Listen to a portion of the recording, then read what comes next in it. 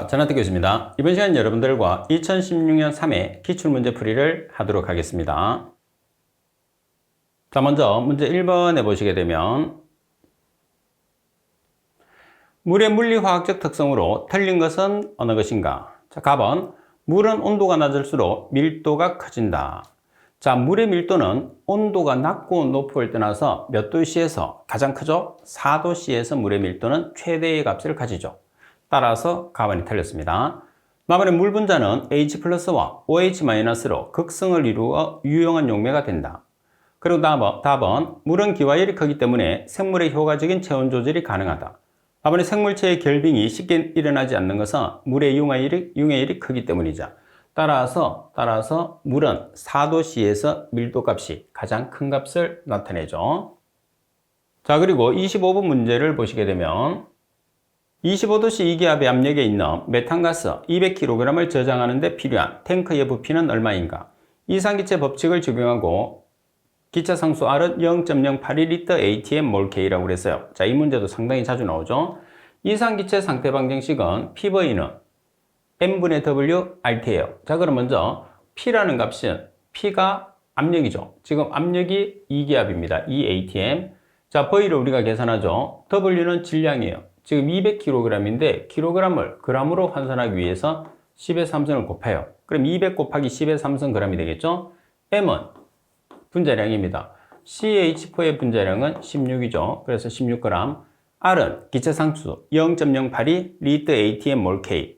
그리고 T는 절대온도. 절대온도는 273 플러스 도시온도. 따라서 273 플러스 25를 하면 되겠죠. 자, 따라서 여러분들이 계산된 값을 보시게 되면 계산된 값은 얼마가 되죠? 152,725리터가 되죠.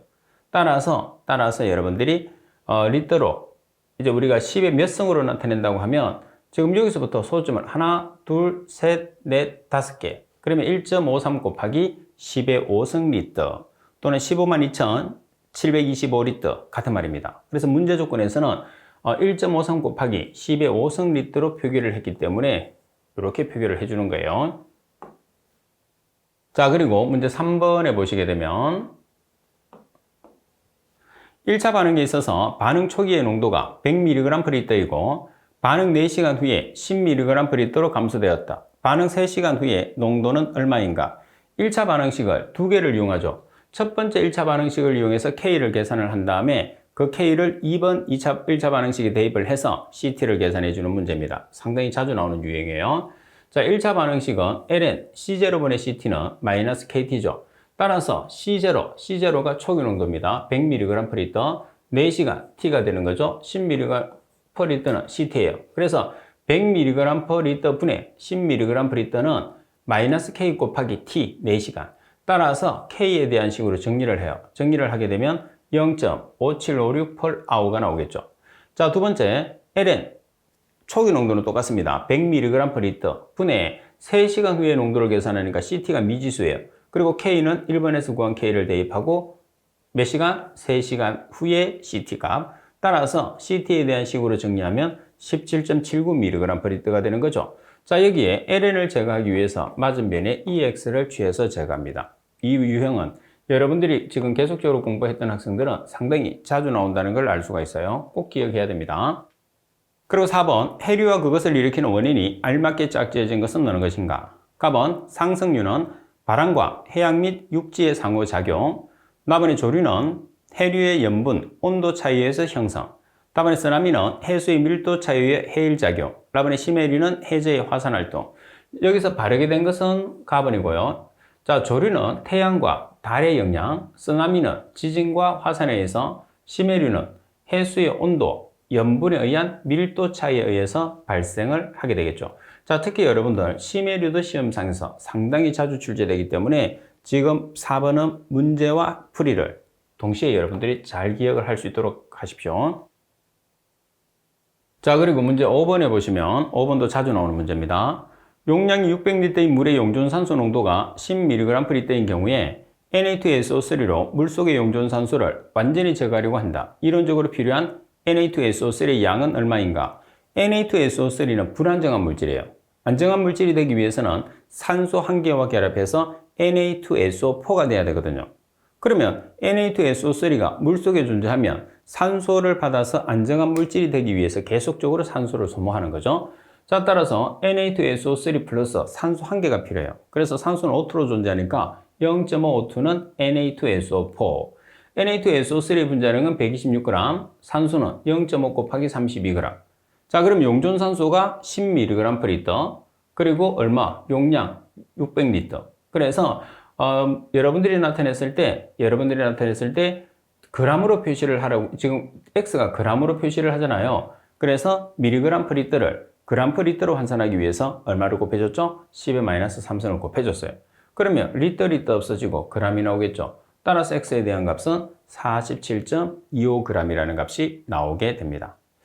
자, 그리고 문제 6번을 보시게 되면 정류수에 NaOH 400mg을 가해서 1리터로 제조한 용액의 pH는 얼마인가 나와 있어요. 자, 우리가 pH를 계산하기 위해서는 뭐를 계산을 해야 되죠? OH-의 농도를 계산을 해야 돼요. 그러면 NaOH의 몰 농도를 먼저 계산을 해요. 자, 지금 400mg이라는 것은 0.4g, 몇 리터? 1리터. 자, 곱하기 1몰에 해당하는 분자량은 40g이에요. 그러면 몰을 계산을 했죠? 자, NaOH라는 것은 Na 플러스와 OH 마이너스로 전리가 되죠. 1대 1대 1이니까 지금 나온 값이 곧 OH 마이너스의 몰 농도와 동일한 거죠. 그래서 OH 마이너스가 존재했을 때 pH는 14 플러스 로그 OH 마이너스. 그래서 계산한 값을 대입을 해서 계산기를 이용해서 계산하면 바로 값이 나옵니다. 자, 이렇게 해서 계산하시게 되면 얼마가 되느냐면 10이라는 pH 값이 나오게 되겠죠.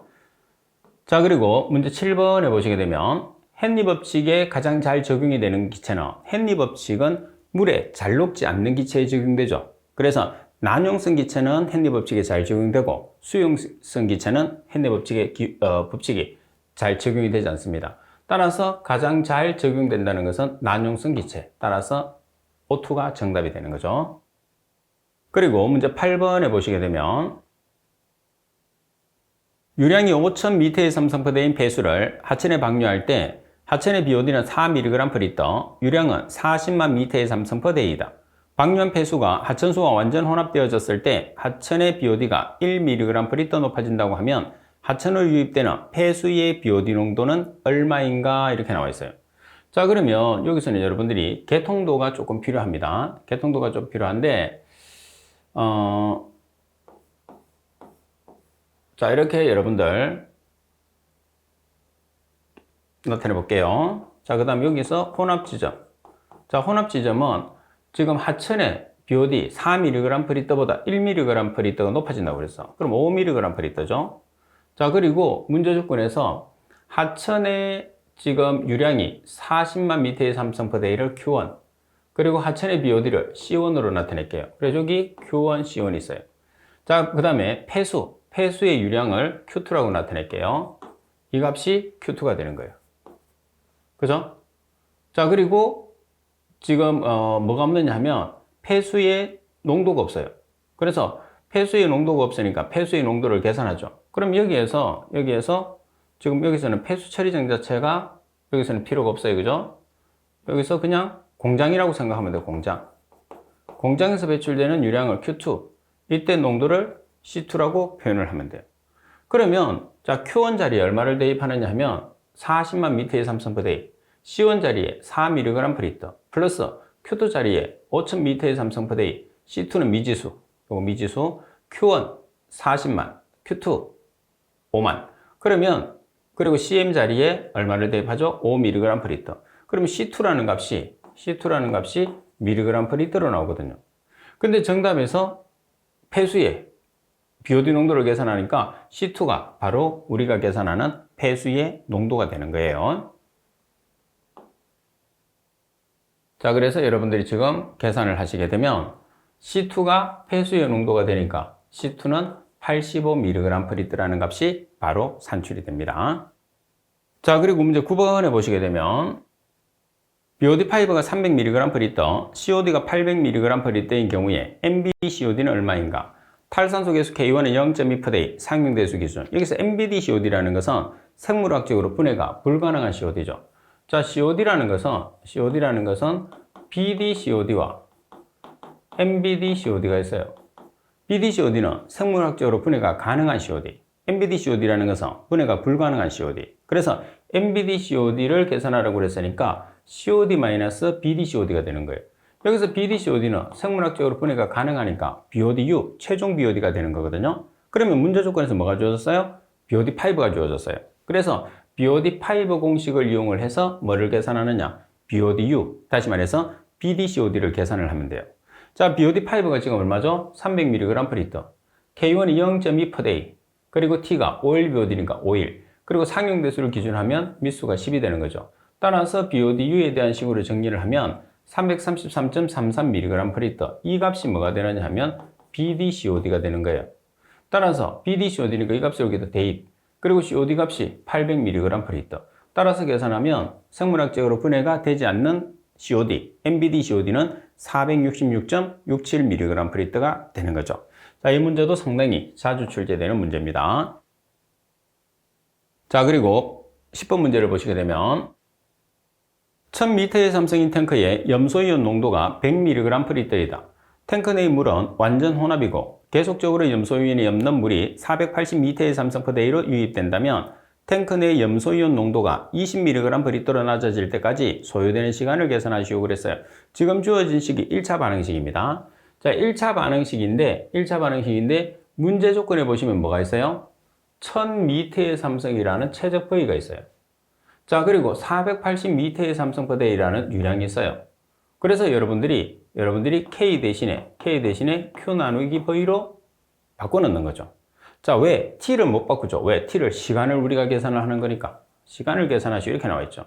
자, 그러면 우리가 사용할 수 있는 1차 반응식 중에서 K를 Q하고 V로 바꿔놓은 거예요. 그러면 초기 농도가 지금 얼마라고 그랬어요? 초기 농도가 100mg/L. CT, T시간 후의 농도가 20mg/L. 자, 그리고 Q라는 값이 480m의 삼성/D. 그리고 V는 1000m의 삼성. 자, 여기에서 정답에서 hour로 계산하라고 그랬으니까 day를 hour로 계산하기 위해서 하루는 24시간을 보정했어요. 전체 곱하기 시간 t. 따라서 t에 대한 시간으로 계산하시면 80.47 hour라는 값이 나오겠죠. 자, 그리고 11번 문제를 보겠습니다. 11번에 보시게 되면 다음은 여름철 부영양화된 호수나 저수지의 수청에 대한 설명이다. 알맞은 것은 어느 것인가? pH는 약산성이다. 용존산소는 거의 없다. CO2가 매우 높다. H2S가 검출된다. 자, H2S가 검출된다는 것은 혐기성 상태예요. 자, 그리고 산소가 거의 없고 CO2가 많다는 소리는 아래쪽에 있다는 소리겠죠. 그래서 심수청에 대한 설명이 되는 거죠. 다음이 정답. 자, 그리고 12번 문제를 보시게 되면 소수성 콜로이드에 대한 내용으로 틀린 것은 어느 것인가? 소수성 콜로이드는 물에 녹지 않는 것. 친수성 콜로이드는 물에 녹는 콜로이드죠. 답은 표면 장력은 용매와 비슷하다. 자, 답은 에멀전 상태로 존재한다. 에멀전은 친수성, 그리고 소수성은 현탁질이죠. 그리고 답은 틴들 효과가 크다. 이 문구도 상당히 중요한데 틴들 효과라는 것은 콜로이드 상태 내에서 빛의 진로 현상을 볼 수 있는 거죠. 그래서 소수성에서는 틴들 효과가 크게 나타나고 그 다음 친수성에서는 거의 없죠. 염에 민감하다. 따라서 소수성은 콜로이드성 물질 자체가 물에 녹지 않기 때문에 분리되어 있어요, 물과. 그래서 우리가 응집제를 집어넣어주면 쉽게 제거할 수 있는 거죠. 따라서 나번이 정답. 자, 그리고 13번 문제를 보겠습니다.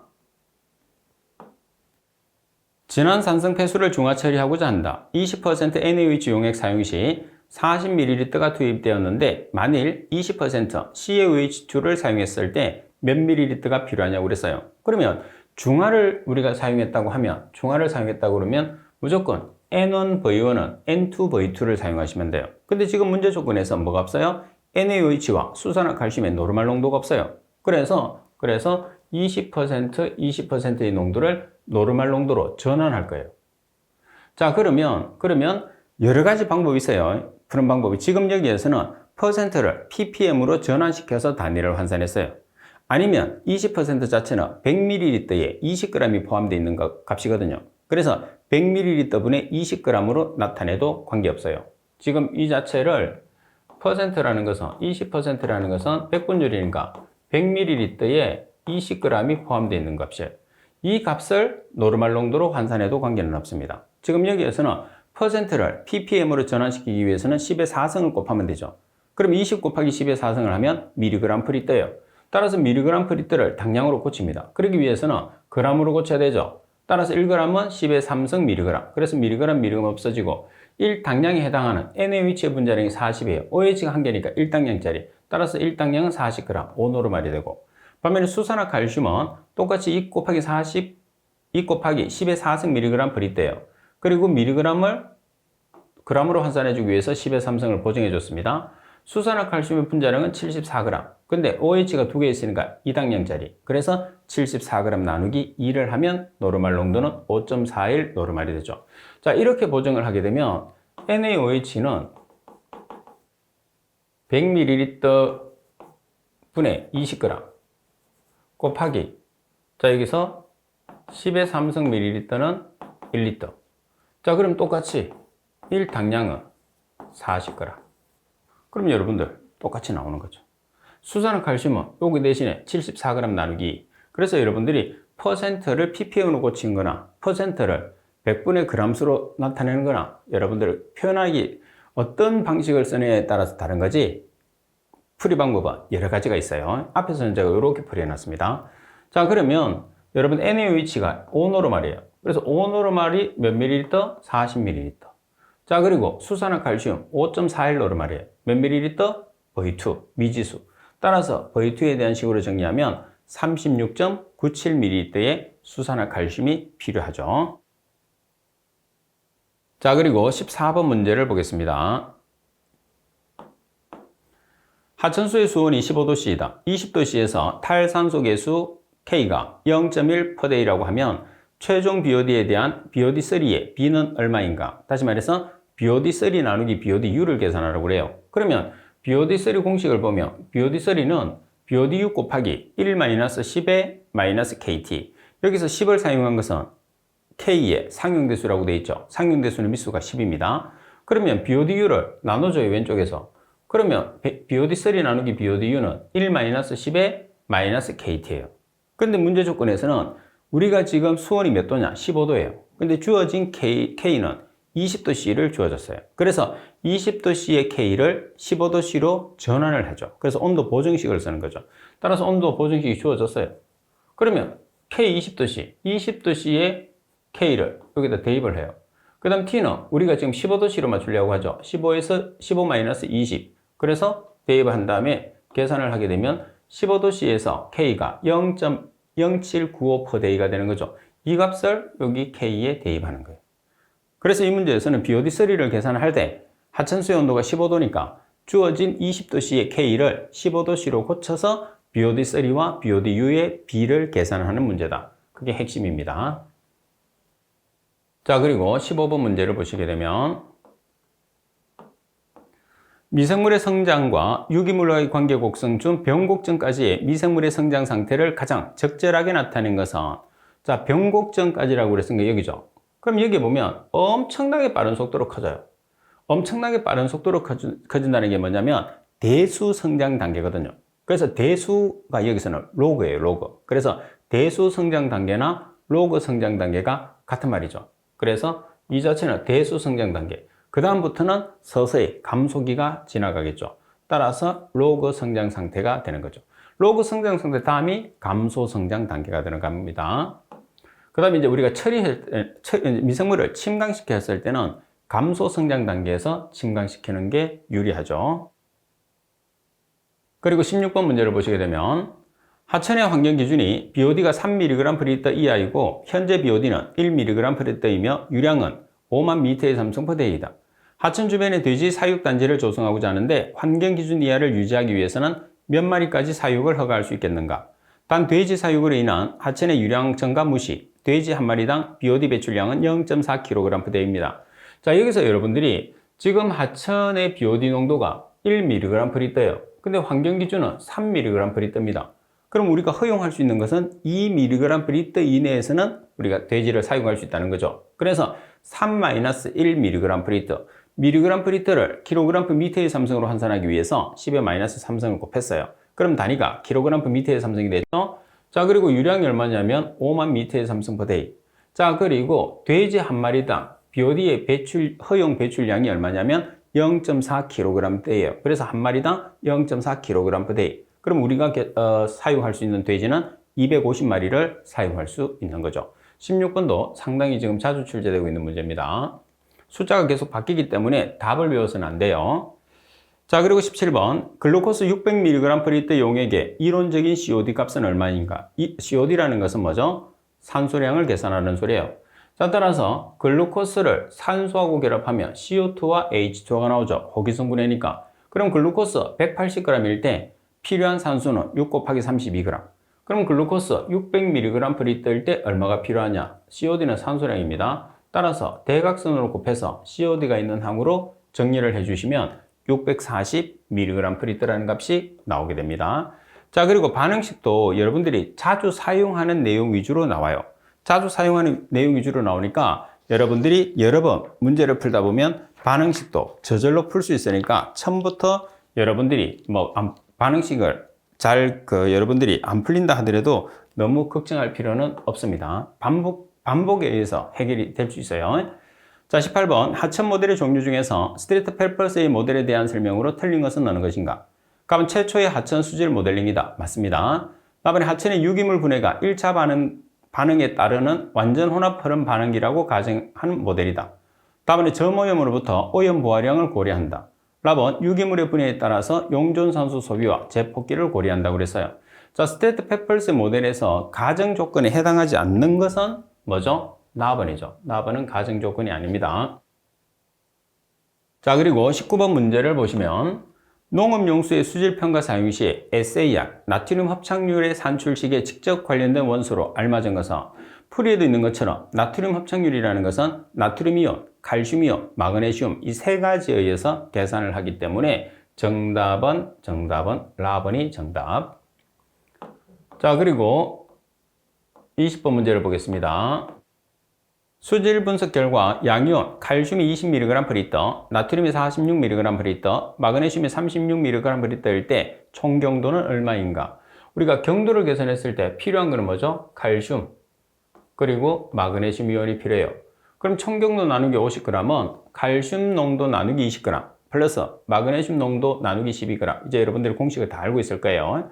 자, 그럼 여기에서 칼슘 20mg per L을 대입, 마그네슘 36mg per L를 대입. 그래서 계산을 해서 더한 다음에 얼마를 곱하죠? 50g. 50g은 뭐예요? 총경도의 기준 물질인 탄산칼슘의 일당량에 해당하는 그람수죠. 따라서 총경도는 얼마죠? 200mg per L가 되는 거죠. 자, 그리고 21번 문제를 보시게 되면 공장의 BOD 배출량이 500명의 인구당량에 해당하며 폐수량이 30m의 삼성 per hour이다. 공장 폐수의 BOD 농도는 얼마인가? 1인당 하루에 배출되는 BOD는 45g이라고 그랬어요. 그러면 인구당량은 BOD 농도 곱하기 유량으로 계산하니까 지금 인구당량이 하루에 BOD가 45g이 배출된다고 그랬어요. 그래서 45g per in day. 근데 지금 인구가 몇 명이냐면 500명입니다. 그래서 in 없어졌어요. 그럼 gram per day가 됐죠? 따라서 BOD 농도를 gram per m의 삼성으로 대입하고 그리고 유량이 지금 얼마죠? 30m의 삼성 per hour. day로 고칩니다. 인구당량이 day이기 때문에. 그래서 hour를 day로 고치기 위해서 하루는 24시간. 그럼 BOD의 값을 계산하면 31.25 gram per m의 삼성. gram per m의 삼성은 어떤 단위하고 동일하죠? mg per L하고 동일해요. 그래서 31.25 mg per L라는 값이 나오게 되는 거죠. 어떻게 보면 단위를 이용해서 문제를 푼다 이렇게 보시면 돼요. 그래서 계산하는 문제는 단위를 여러분들이 숙지하는 게 아주 중요합니다.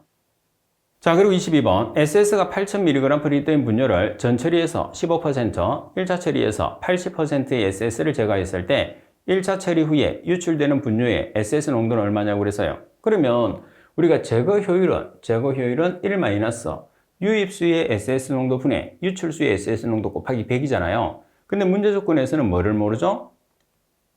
우리가 유출수의 SS 농도를 계산하라고 그랬으니까 총합 효율을 알아야 돼요. 따라서 여러 개의 장치로 구성되어 있을 때 총합 효율을 구하는 공식은 1- 각각의 장치의 통과율을 곱하는 거예요. 그러면 지금 첫 번째 장치에서 효율이 전처리에서 15%, 그리고 1차 처리에서 80%라고 그랬어요. 그래서 전처리에서 15%니까 1-0.15, 1차 처리에서 80이라고 그랬으니까 1-0.8. 그러면 토탈 효율이 0.83이 나왔거든요. 이 값을 여기다 대입하는 거예요. 그 다음에 1- 유입수의 SS가 8000mg/L를 SSI에 대입하죠. 그럼 우리가 계산하는 SS0를 계산을 하게 되면 얼마가 되느냐? 1360mg/L라는 값이 산출이 되는 거죠. 자, 그리고 23번 문제를 보시게 되면 수중의 암모니아를 공기탈기법으로 제거하고자 할 때 가장 중요한 인자는, 자, 공기탈기법을 이용했을 때 가장 중요한 인자는 pH와 온도입니다. 따라서 4번이 정답. 자, 그리고 24번 문제를 보겠습니다. 24번에 보시면 하수내에 함유된 유기물질뿐 아니라 영양물질까지 제거하기 위한 공법이 포스트리 공법에 대한 내용으로 틀린 것은, 포스트리 공법이라는 것은 생물학적, 화학적 처리를 해서 인만을 제거하는 공법입니다. 자, 답은 생물학적 처리 방법과 화학적 처리 방법을 조합한 공법이다. 맞습니다. 유입수의 일부를 현기성 상태의 조로 유입시켜서 인을 방출시킨다. 답은 유입수의 BOD-부하에 따라서 인 방출이 큰 영향을 받지 않는다. 자, 그리고 라번에 보면 기존의 활성 설러지 처리장에서 쉽게 적용이 된다.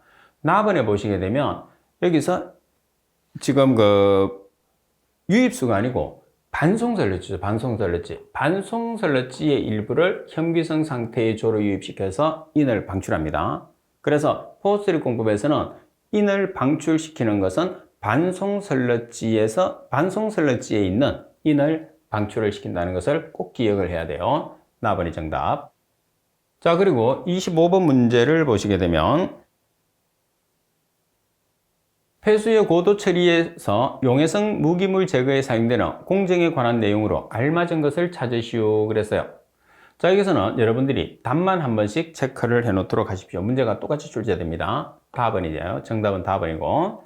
자, 그리고 26번 5단계 바덴포 공정에서 호기조의 역할로 알맞은 것은, 자, 5단계 바덴포는 질소하고 인을 동시에 처리할 수 있는 장치죠. 그래서 현기조 1개, 무산소조 2개, 그리고 호기성조 2개로 이루어진 총 5개로 이루어졌죠. 자, 여기에서 호기조의 역할이라고 하면 인의 과잉 흡수 그리고 질산화가 일어나겠죠. 따라서 인의 과잉 섭취와 질산화가 일어나니까 4번이 정답이 됩니다.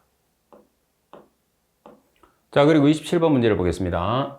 27번에 보시게 되면 포기조 용액을 1리터 메스실린더에서 30분간 침광시킨 침전 설러지 부피가 500ml였다. MLSS 농도가 2500mg/L라면 SDI라는 것은 SV 역수의 100을 곱한 값이에요. 그럼 우리가 SVI를 계산해야 되거든요. SVI라는 설러지 용적 지수는 문제 조건에서 나와 있는 침광된 설러지 그리고 MLSS분의 침광된 설러지 곱하기 10의 3승 또는 10의 4승을 하죠.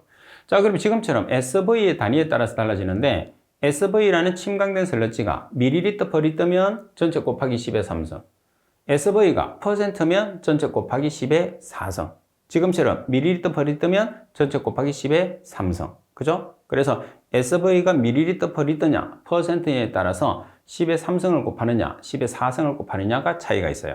자, 그럼 SV가 500ml/L, MLSS가 2500mg/L, 따라서 10의 3승을 곱하면 200이 됐어요. 그러면 설러지 밀도 지수라는 SDI는 200의 역수 곱하기 100이 되니까 0.5라는 값이 나오게 됩니다. 자, 그리고 28번 문제를 보시게 되면 크롬 함유 폐수의 처리에 관한 내용으로 틀린 것은 어느 것인가? 답은 침전 과정에서 사용되는 알칼리제는 가능한 묽게 사용하며 pH 10 이상에서는 착염을 형성함으로 주의한다. 답은 육각 크롬의 환원은 pH 4에서 5에서 가장 활발하다고 그랬어요. 보통 육각 크롬 자체의 환원은 낮은 pH에서 활발하게 일어나죠. 그래서 pH 4에서 5가 아니고 pH 2에서 4 범위에서 가장 활발하게 일어납니다. 답은 육각 크롬을 삼각 크롬으로 환원시킨 후에 알칼리제를 주입해서 수산화물로 침전한다. 그래서 육각 크롬은 주로 환원 침전법을 사용하죠.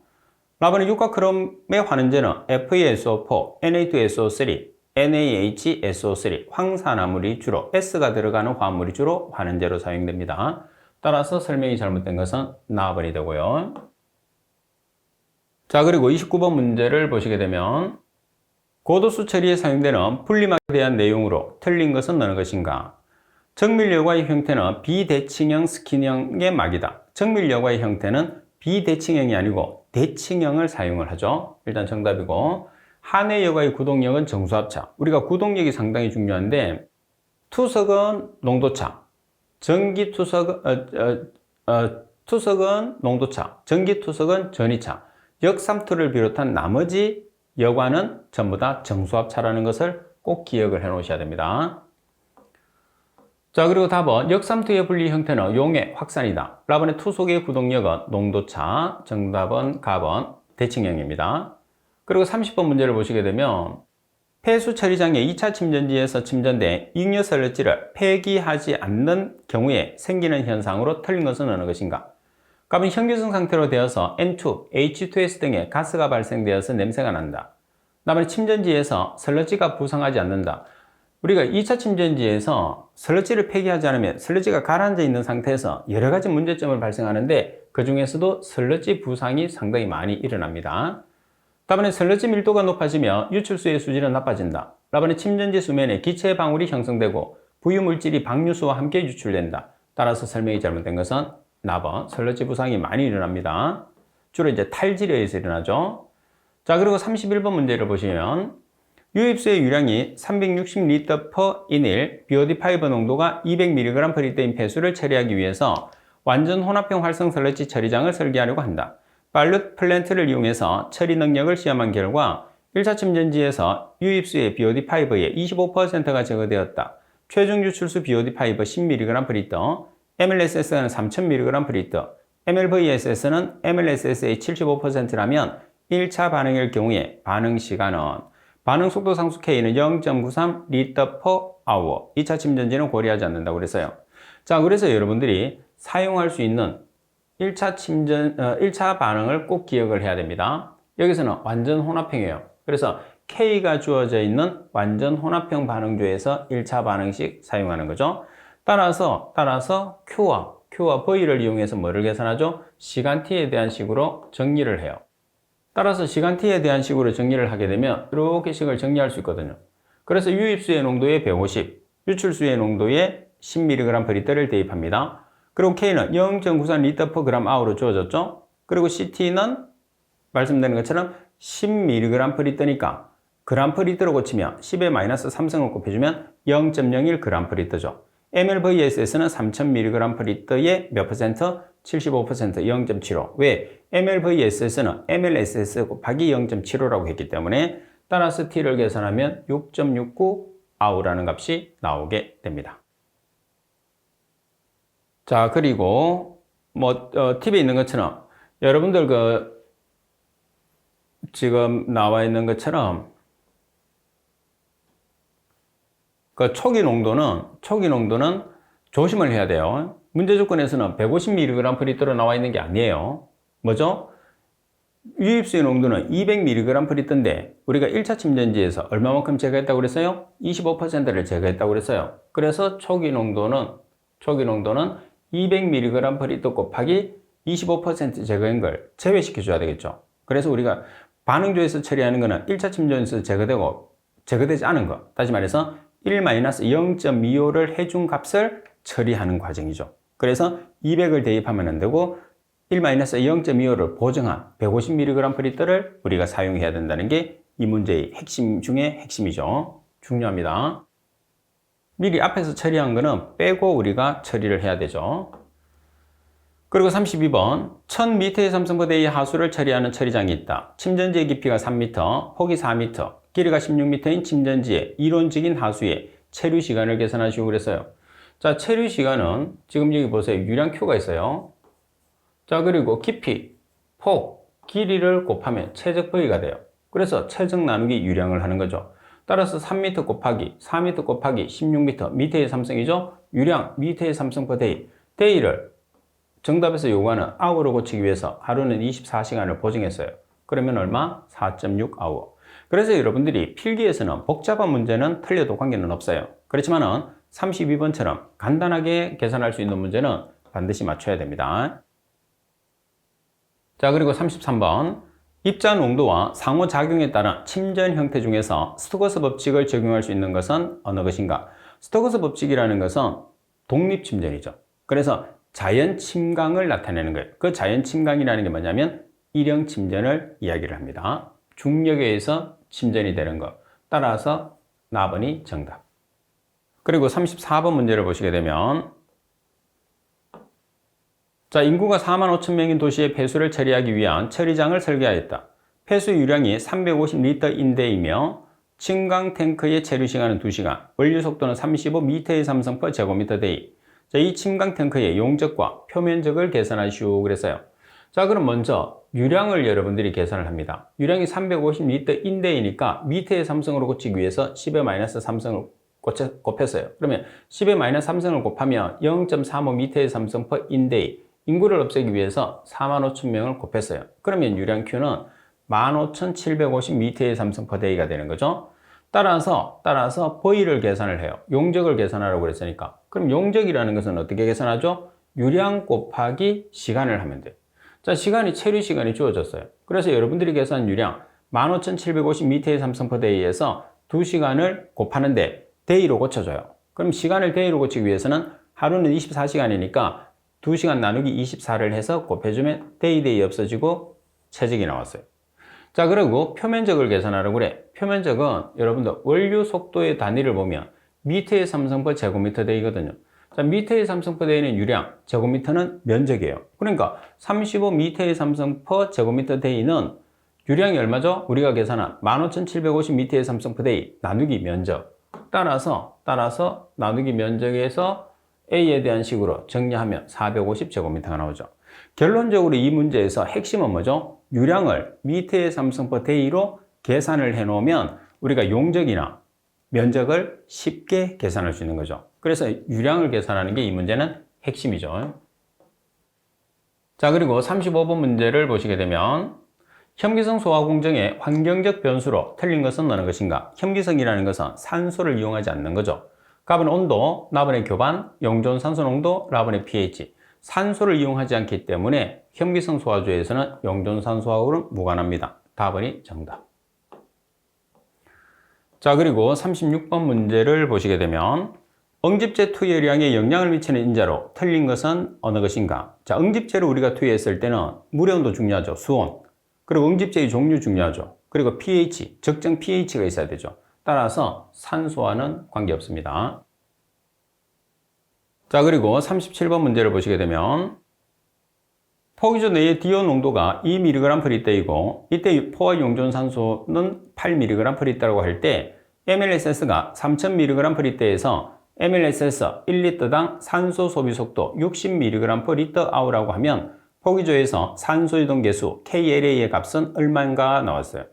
자, 여기서 우리가 R이라는 것은 미생물의 산소 소비 속도죠. R은 산소 전달 속도 곱하기 포화 농도에서 물속에 녹아있는 산소 농도예요. 자, 그러면 여기에서 우리가 KLA를 계산을 하잖아요. 그럼 먼저 R 값이 얼마죠? 미생물의 섭취율 60mg/L. 자, 그리고 포화 산소 농도가 지금 얼마죠? 8mg/L. 물속에 녹아있는 산소가 2mg/L. 그러면 KLA라는 문자가 나오죠. 따라서 KLA, 산소 전달 속도에 대한 식으로 정리하게 되면 10%H가 되는 거죠. 10%H. 자, 그리고 38번 문제를 보겠습니다. 38번에 보시게 되면 슬러지의 함수율이 95%에서 90%로 줄어들며 슬러지의 부피는 얼마인가? 자, 슬러지의 가장 기본적인 공식 V1 곱하기 100-PO는 V2 곱하기 100-P2. 따라서 V2 나누기 V1에 대한 식으로 정리를 해요. 그러면 P1 자리에 95%, P2 자리에 90%를 대입하면 2분의 1 또는 0.5, 50%가 되는 거죠. 따라서 4번이 정답. 자, 그리고 39번에 보시게 되면 처리장에 22,500m의 삼성포대의 폐수가 유입되고 있다. 체류 시간이 30분, 속도 9배가 44%의 응집조를 설계하고 잘 때 교반기 모터의 동력 효율을 60%로 예상한다면 응집조의 교반에 필요한 모터의 총 동력을 와트로 계산하시오. 점성도 마이크로는 10의 -3성 kg/ms입니다. 그럼 우리가 동력을 계산하는 식을 보면 동력은 속도 경사의 제곱 곱하기 점성도 곱하기 용적 곱하기 효율이 나와 있으면 반드시 100 나누기 효율을 해야 된다는 것을 꼭 기억해야 돼요. 그럼 속도 경사가 44/s 제곱이죠. 자, 그리고 점성 계수가 10의 -3성 kg/ms. 자, 그리고 최적이 지금 얼마죠? 최적? 자, 최적은 계산을 해야 돼요. 왜 최적을 계산해야 되느냐? 안 주어졌으니까. 그래서 유량이 있어요. 그리고 뭐가 있느냐? 체류 시간이 있어요. 두 개를 곱해서 최적을 계산하는데 대이고 하나는 분이에요. 그래서 시간을 보정해줘. 따라서 대이고 분을 보정하니까 1시간이 60분, 하루는 24시간. 그럼 전체적인 단위가 시간 단위가 없어지고 최적이 468.75m의 삼성이 나와 있어요. 이 값을 여기다 보정하는 거죠. 자, 그 다음에 효율이 몇 %냐? 동력의 효율이 60%. 반드시 100 나누기 60으로 보정을 하라고 그랬어요. 따라서 계산하시면 1512.5W라는 값이 나오게 됩니다. 자, 그리고 40번에 보면 암모니아성 질소의 처리 방법으로 틀린 것은 어느 것인가? 답은 탈기법, 답은 화학적 응결, 답은 불연속점 염소 처리, 답은 토지 적용 처리. 자, 질소 화합물은 반드시 여러분들이 응집제를 이용해서 사용할 수가 없어요. 근데 나번에 화학적 응결이라는 것은 응집제를 사용한다는 거죠. 그래서 금속염을 사용해서는 질소는 처리할 수 없죠. 질소는 무조건 대기 중에 N2로 제거를 해야 됩니다. 따라서 나번이 정답이 됩니다. 자, 그리고 41번 문제를 보겠습니다. 자외선 갈선 분광법에서 흑광도가 1.0에서 2.0으로 증가하면 투과도는 얼마인가 이렇게 나와 있어요. 자, 그럼 우리가 계산을 해보면 되겠죠? 흑광도 A는 로그 투과도분의 1이니까 여기서 로그를 없애기 위해서 맞은변에 10의 X를 취하시면 돼요. 그래서 투과도를 정리하면 투과도는 10의 -A가 되거든요. 그러면 자, 흑광도가 1일 때 10의 -1.0, 흑광도가 2일 때 10의 -2.0. 그래서 값을 계산하면 얼마? 0.1. 0.1은 10분의 1. 따라서 얼마로 감소하죠? 10분의 1로 감소하죠. 그래서 흑광도 A와 투과도와의 상관관계를 정리할 수 있느냐 없느냐를 묻고자 하는 문제입니다. 그리고 42번. 시안의 자외선 갈선 분광법, 피리딘 피라졸론법 측정 시 시료 전처리에 대한 내용으로 틀린 것은 어느 것인가? 자, 답은 다량의 유지류가 함유된 시료는 아세트산 또는 수산나트륨 용액으로 pH 6에서 7로 조절하고 시료의 약 2%에 해당한 노말액산 또는 클로로폼을 넣어서 짧은 시간 동안 흔들어 섞고 수층을 분리해서 시료를 취한다. 답은 잔류염소가 함유된 시료는 L-아스코르빈산 용액을 넣어서 제거한다. 답은 황화물이 함유된 시료는 아세트산 나트륨 용액을 넣어서 제거한다. 답은 잔류염소가 함유된 시료는 아비산 나트륨 용액을 넣어서 제거한다. 자, 이 문제는 상당히 중요한데 특히 황화물이 함유된 시료는 아세트산 나트륨을 주입을 하는 게 아니고 뭐를 주입하죠? 아세트산 아연 용액을 주입한다는 것을 꼭 기억해야 돼요. 그래서 하나의 문제, 단독적인 문제로도 자주 나옵니다. 황화물이 함유된 시료는 아세트산 아연 용액을 주입해서 처리한다. 자, 그리고 43번 문제를 보겠습니다. 식품 공장 폐수에 BOD를 측정하기 위해서 금수의 희석수를 가해서 20배로 희석한 것을 6개의 BOD병에 넣어서 3개의 BOD병은 즉시 나머지 3개의 BOD병은 20도씨 5일간 불안 후에 각각의 DO를 측정하였다. 0.025 노르말 Na2SO2O3에 의한 적정량의 평균치는 4.0ml 그리고 1.5ml였다면 이 식품 공장의 BOD 값은 얼마인가? BOD병의 용량은 302ml, 적정액은 100ml, 황산망간 2ml, 알칼리성 요오드와 칼륨, 아자이드와 나트륨 용액 2ml, 농황산 2ml를 가하였다. 0.02 노르말 Na2S2O3의 역가는 1.00이라고 그랬어요. 자, 그럼 여기에서 우리가 DO 농도를 계산을 하잖아요. 그럼 DO 농도는 A 곱하기 F, A는 적정에 소모된 값, F는 팩터, V1은 시료의 이제 우리가 BOD병 사이즈죠. V2는 시료량 곱하기 1000 나누기 V1-R 곱하기 100. 여기서 R이라는 것은 황산망간 그리고 알칼리성 요오드와 칼륨, 아자이드와 나트륨의 첨가량을 이야기하는 거예요. 근데 지금 여기서는 조건 자체가 있죠. 우리가 적정 용액이 4.0일 때 그리고 1.5일 때 두 가지 상태예요. 나머지 조건은 동일합니다. 자, 나머지 조건을 보겠습니다. F가 1.0이라고 되어 있어요. 그 다음 보이온이 302ml, 보이2 시료가 100ml, 보이온 300ml, R 각각 2ml, 황산망간 2ml, 알카리성 요도와 칼륨 아자이드 나트륨 2ml, 그게 4ml죠. 그래서 적정 용량, 적정 양만 바꿔서 넣으면 돼요. 그래서 첫 번째는 4.0ml, 그리고 보이2는, DO2는 1.5ml가 적정됐다고 그랬어요. 그러니까 DO1은 8.11이 되고 DO2는 3.04가 되는 거죠. 무슨 말이냐면 지금 여기에서 여러분들이 각각을 여러분들이 보면 적시 측정했을 때 하고 나머지 세 개는 5일간 우리가 불안을 시켰다고 그랬잖아요. 다시 말해서 5일간 배양을 시켰단 말이에요. 그래서 6개 가지고 3개는 적시 측정하고 3개는 5일 동안 배양을 시키고 적시 측정한 값은 4.0, 5일 동안 배양한 값은 1.5라고 나와 있단 말이에요. 그래서 적시 측정이 DO1, 5일 후에 측정한 값이 DO2거든요. 그래서 DO1이 4.0, DO2가 1.5가 되는 거죠. 그래서 각각의 DO 값을 계산을 한 거예요. 자, 그러면 BOD 농도는 적시 측정한 값에서 5일 후에 측정한 값을 빼준 다음에 희석 배수치로 곱하거든요. 그러면 적시 측정한 값이 8.11, 5일 후에 측정한 값이 3.04예요. 곱하기 희석 배수치. 자, 여기서 희석 배수치는 문제 조건에서 얼마로 나와 있어요? 20배. 이렇게 나와 있죠. 그래서 최종적으로 DO 농도를 계산한 값은 101.4mg/L가 나오는 거죠. 자, 그리고 44번 문제를 보시게 되면 개수로의 평균 남면적이 1.6제곱미터, 부표를 사용해서 10m 구간을 흐르는 데 걸리는 시간을 측정한 결과 5초였다. 이 수로의 유량을 계산하시오 돼 있어요. 그러면 유량이라는 것은 면적 곱하기 속도예요. 그럼 면적이 1.6제곱미터. 자, 그리고 속도는 10m 구간을 5초 흘렀어요. 자, 그런데 정답에서 분으로 나타내라고 했으니까 60초는 1분.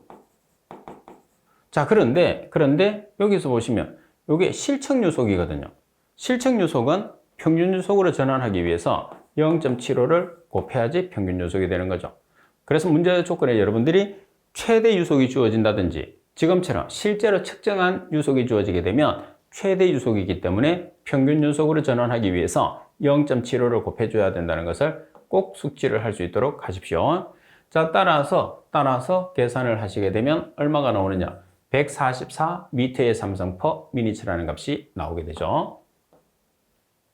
자, 그리고 45번 문제를 보시게 되면 공정 폐수 및 하수 유량을 측정하는 장치 중에서 공정수를 적용하는 장치로 틀린 것을 찾으시오 그랬어요.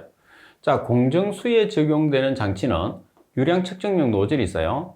그리고 오리피스가 있고 벤츄리관이 있고 자기식 유량 측정기. 그래서 유일하게 공정수에 적용되지 않는 장치가 벤츄리미터입니다. 따라서 정답.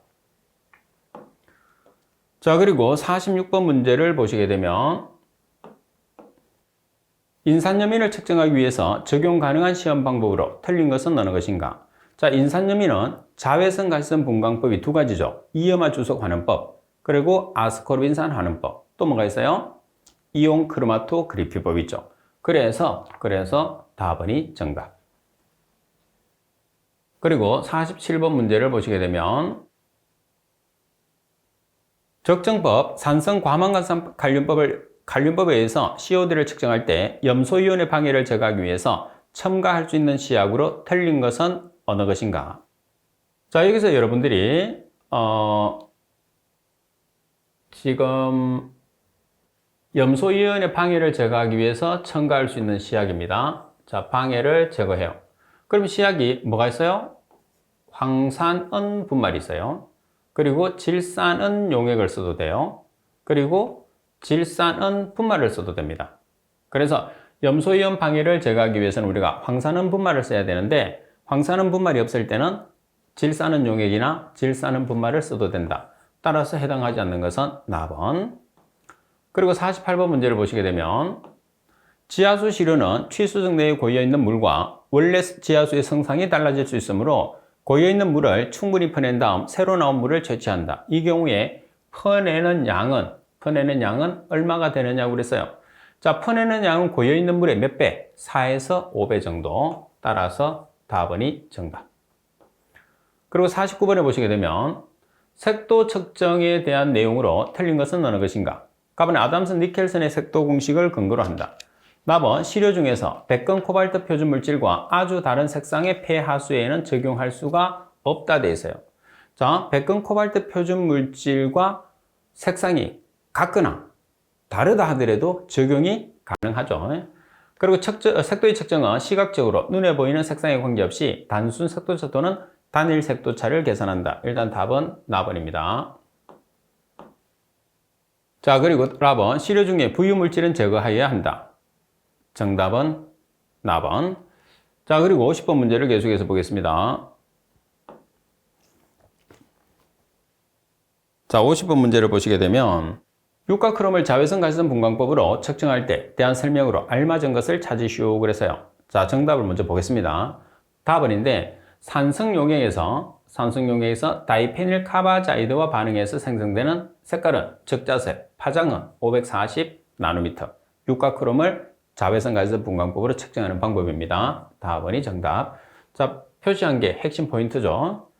자, 그리고 51번 문제를 보시게 되면 직각삼각위열을 사용해서 유량을 산출했을 때 사용되는 공식과 다음 조건에서의 유량으로 알맞은 것은 유량계수 K는 50, 절단의 폭 B는 1m, 위의 수두는 0.5m라고 그랬어요. 자, 그럼 먼저 직각삼각위에서 유량 구하는 식은 Q는 BH의 2분의 5성, K 곱하기 2분의 5성, K는 유량계수, H는 수두죠.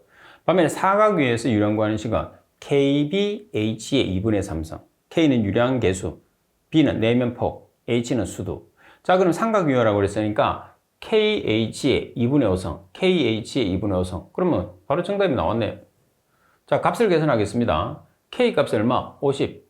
그리고 H 값에 0.5m의 2분의 5성. 그러면 8.84m의 3성 per minute.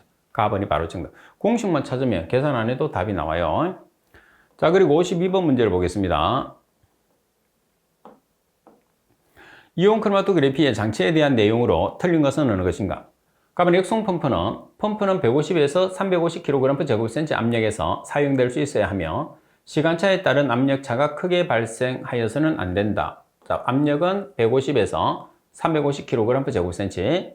시료의 주입부는 일반적으로 루퍼 밸브에 의한 주입 방식이 많이 이용되며 시료 주입량은 보통 10에서 100마이크로리터. 자주 나오죠.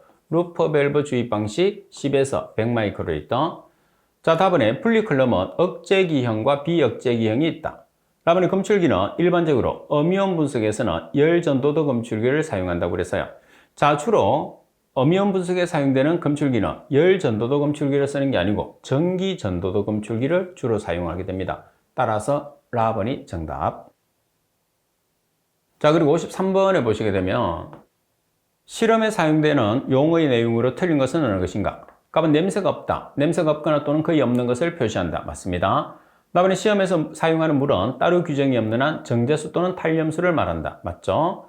답은 정확히 단다 하면 규정된 양의 시료를 취해서 분석용 저울로 0.1mg까지 다는 것이다. 그래서 정확히 단다는 것은 0.1mg, 정밀히 단다는 것은 화학 저울이 나와야 돼. 저울이 나오면 정밀, 숫자가 나오면 0.1mg 숫자가 나오면 정확. 감압이라 하면 따로 규정이 없는 한 15mm H2야. 감압이라 하면 15mm HG가 돼야죠. H2O가 아니고 HG. 라번이 정답. 자, 그리고 14번 문제입니다. 유기탄소의 측정 시 적용되는 용어에 대한 내용으로 틀린 것은 어느 것인가? 자, 답은 무기성 탄소는 수중에 탄산염, 중탄산염, 용존 이산화탄소 등의 무기적으로 결합된 탄소의 합을 말한다. 자, 무기성 탄소의 가장 대표적인 게 탄산염, 중탄산염, 용존 이산화탄소죠. 자, 그리고 답은 부유성 유기탄소입니다. 총 유기탄소 중에서 공극이 0.45 마이크로미터의 막여지를 통과해서 부유하는 유기탄소. 자, 지금 부유성이라는 것은 0.45 마이크로미터를 통과해야 되나요? 통과하지 않아야 되느냐? 통과하지 않아야 되죠. 그래서 통과하는 것은 용존성, 통과하지 않는 것은 부유성. 아시겠죠? 자, 그리고 답은 비정화성 유기탄소는 총 탄소 중에서 pH 2 이하에서 폭에 의해서 정화되지 않는 탄소. 비정화성이니까 정화되지 않아야 되죠. 그리고 여기 중요한 것은 pH 2 이하가 중요합니다. 시험에서는 답안도 자주 나오죠. 라반의 총탄수는 수중에서 존재하는 유기적 또는 무기적으로 결합된 탄수의 합을 말한다. 정답은 나번. 통과하는 것은 용존성, 통과하지 않는 것은 부유성.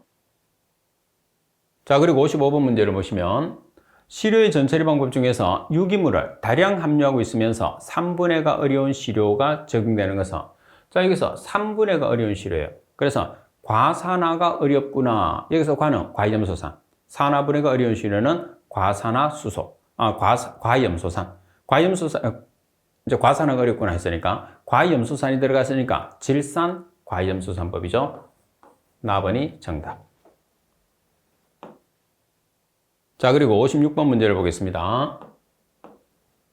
유도결합 플라즈마 원자 발광 광도계에 대한 내용으로 틀린 것은 어느 것인가? 가번 시료주입부는 분무기 및 챔버로 이루어져 있다.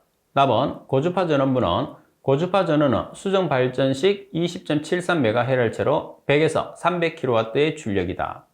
답은 분광부 및 척광부는 분광기능 기능에 따라 단색화 분광기, 다색화 분광기로 구별된다. 분광부 및 척광부는 플라즈마 광원으로부터 발광되는 스펙트럼선을 선택적으로 분리하기 위해서는 분해능이 우수한 회절격자가 많이 사용된다. 자, 나번에 보면 고주파 전원부 같은 경우에서는 고주파 전원은 27.12MHz 또는 40.68MHz를 사용하고 출력 범위는 750에서 1200W 이상을 사용을 해야 됩니다. 따라서 장치에 대한 설명이 잘못된 것은 나번이에요. 자, 그리고 57번 문제를 보시게 되면 페놀류를 자외선 가시선 분광법으로 측정 시 정량 한계에 대한 설명으로 알맞은 것은, 자, 페놀류는 분석하는 방법이 두 개가 있죠. 클로로폼 추출법, 그리고 직접 측정법. 직접 측정법이 수용법. 그죠? 그 다음에 클로로폼 추출법이 용매 추출법입니다. 자, 그러면 숫자, 이제 중간에 제로가 한계가, 0이 한계가 더 들어가 있고 덜 들어가 있죠. 클로로폼 추출법은 0.005, 직접 측정법은 0.05, 따라서 답은입니다. 얘가 0이 한계가 더 많아요. 0.005, 0.05. 반드시 여러분들이 구별을 해야 됩니다. 시험에서 잘 나오죠. 자, 그리고 58번 문제를 보겠습니다. 58번에 보시게 되면 수심이 0.6m, 폭이 2m인 하천의 유량을 구하기 위해서 수심의 각 부분의 유속을 측정한 결과가 다음과 같다. 하천의 유량은 얼마인가? 자, 여기서는 여러분들이 문제의 단서에서 중요한 것은 뭐냐면 우리가 유량을 계산을 하더라도 유속을 알아야 되는데 지금 수심이 0.4m를 기준해요. 그래서 0.4m 미만이냐, 0.4m 이상이냐. 근데 문제에서 지금 0.6m라고 그랬으니까 0.4m 이상이에요. 그럼 0.4m 이상은 20% 지점에 해당하는 유속과 80% 지점에 해당하는 유속을 더해서 2로 나눠주시면 돼요. 그러면 1.3 플러스 0.8 나누기 2가 유속이 되는 거예요. 평균 유속이 되는 거예요. 여기다가 뭐를 곱하느냐? 수심 곱하기 폭이 면적이죠. 0.6m 곱하기 2m가 면적이에요. 그럼 바로 답이 나오는 거죠. 자, 따라서 말씀드린 것처럼 면적은 0.6m 곱하기 2m, 그리고 유속은 1.3 플러스 0.8을 해서 2로 나눠준가. 그러면 얼마가 되죠? 1.26m의 삼성퍼세크가 되죠. 자, 반면에 0.4m 미만인 경우에서는 어떤 지점? 60%에 해당하는 지점에서의 유속이 평균 유속이 됩니다. 자, 그리고 59번 문제를 보시게 되면 0.1노르말 NaOH 표준용의 팩터가 1.008입니다. 30ml를 완전히 반응시키는데 0.1노르말 H2C2O4용액 30.12ml를 소비했을 때 0.1노르말 H2C2O4 용액의 팩터는, 자, 이거는 간단하게 풀 수 있어요. 보시다시피 N1, V1, F1은 N2, V2, F2인데 N은 노르말 농도, V는 부피, F는 팩터거든요. 그래서 먼저 여기서부터 0.1노르말 곱하기 30ml 곱하기 1.008은, 자, 여기서 0.1노르말 곱하기 30.12ml 곱하기 얼마? 팩터. 따라서 F라는 팩터를 계산을 하면 1.004.